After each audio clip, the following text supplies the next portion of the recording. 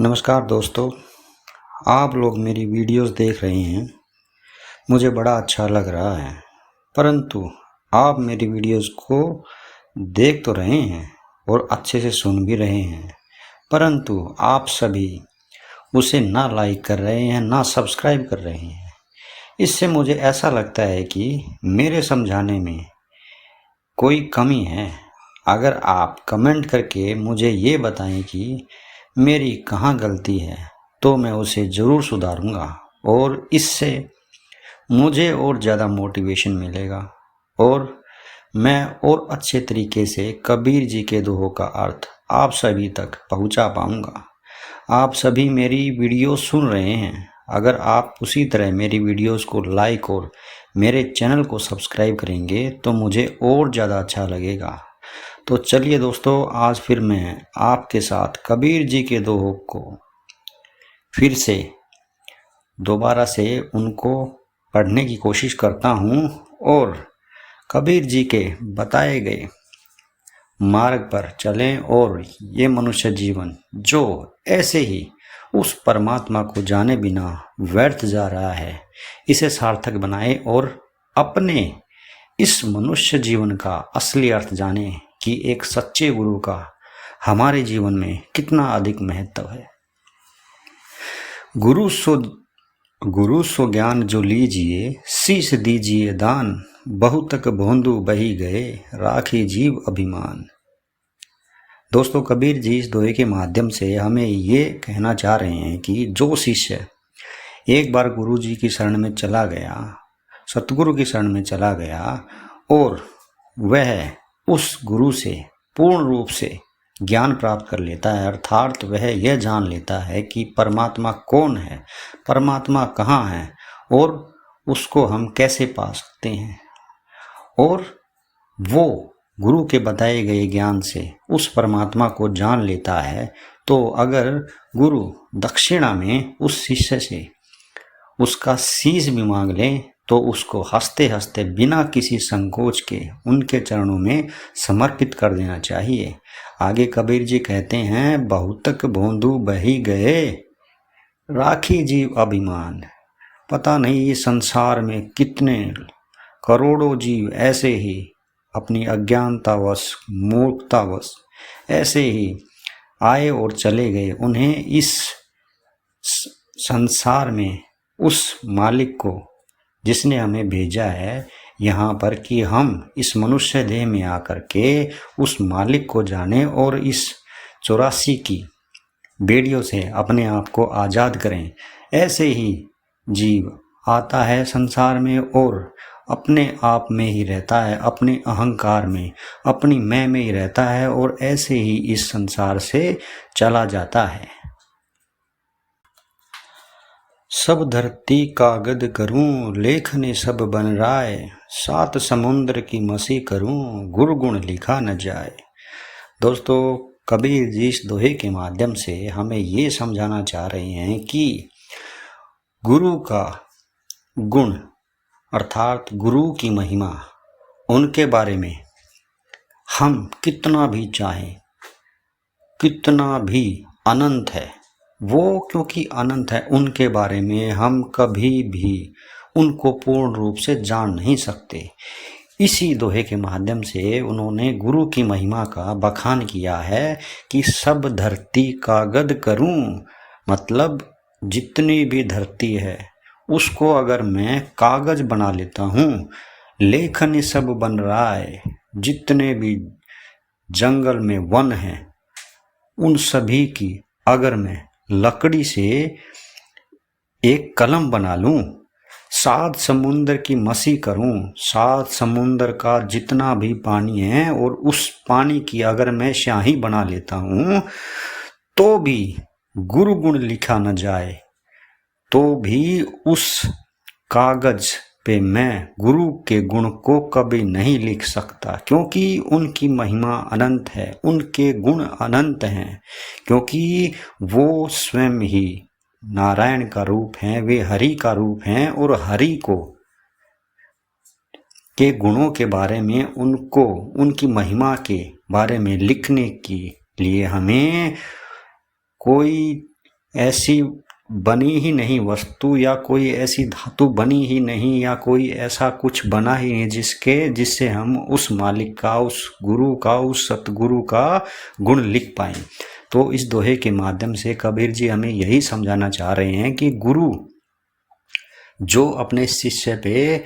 अनंत दया करता है और उसको अपने ज्ञान के माध्यम से उस परमात्मा से मिलाता है, उसके बारे में, उसकी दया के बारे में, उसकी करुणा के बारे में, उसके ज्ञान के बारे में हम कभी नहीं लिख सकते।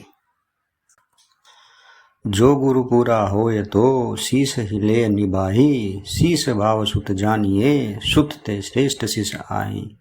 दोस्तों, कबीर जी इस दोहे के माध्यम से हमें ये कहना चाह रहे हैं कि अगर कोई गुरु पूर्ण है, अर्थात जो इस संसारिक विषय वासनाओं से विरक्त है और उस परमात्मा को, परम पिता परमेश्वर को पूर्ण रूप से जानता है, अर्थात वो ही जानता है कि परमात्मा कौन है, कहाँ है और हम उसको कैसे पा सकते हैं, वही एक शिष्य को इस संसार के भवसागर से, इस संसार के माया जाल से निकाल सकता है। शीश भाव सुत जानिए, शिष्य और पुत्र दोनों को एक समान माना गया है। अगर सुत ते श्रेष्ठ शिष्य आई, परंतु फिर भी एक शिष्य को सुत पुत्र से ज़्यादा श्रेष्ठ माना गया है। कैसे कि एक पुत्र जो अपने पिता के प्रति प्रेम रखता है, उसके अंदर भी कुछ न कुछ सांसारिक वासनाएं, विषय, विकार होंगे। कैसे कि एक पुत्र अपने पिता से किसी न किसी कारणवश, किसी लालच में उससे मोह कर सकता है। जैसे उसके पास कोई अपना पैसा है, जमीन जायदाद है उसके पीछे, परंतु शिष्य जो सभी संसार के विषय वासनाओं को त्याग कर, सभी धन दौलत को त्याग कर गुरु की शरण में आता है, उसे तो सिर्फ एक ही लत रहती है कि उसे सिर्फ और सिर्फ परमात्मा को ही पाना है। इसीलिए शिष्य को हमेशा ही पुत्र से ज्यादा श्रेष्ठ कहा गया है।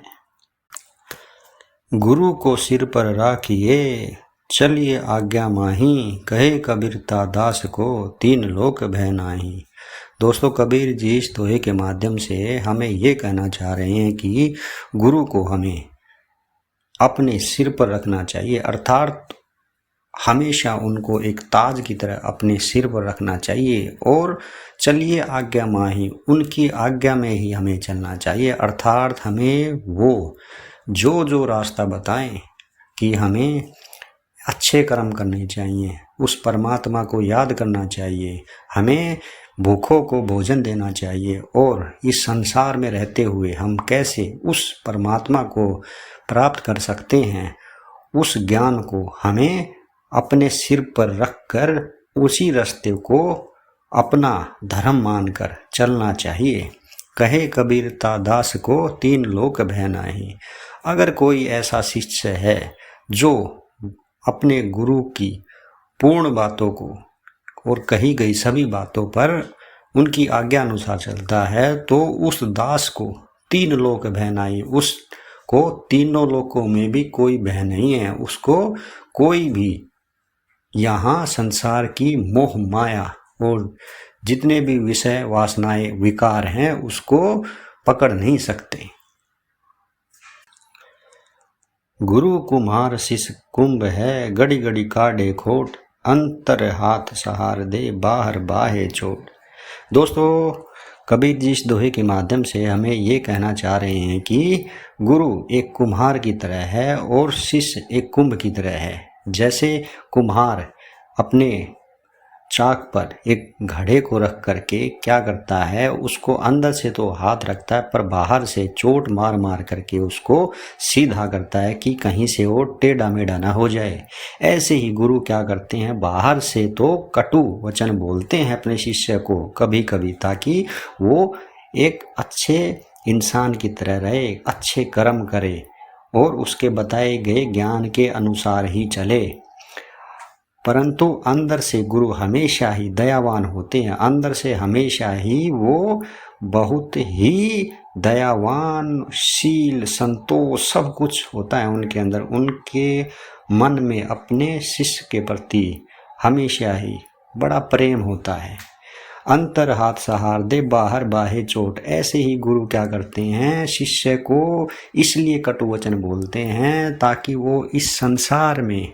रहते हुए उनके द्वारा बताए गए ज्ञान को माने और इस संसार से अपने आवागमन के चक्कर से, अर्थात जो अनंत समय से वो 84 की जोनियों में भटक रहा है, इनसे अपनी मुक्ति कर जाए।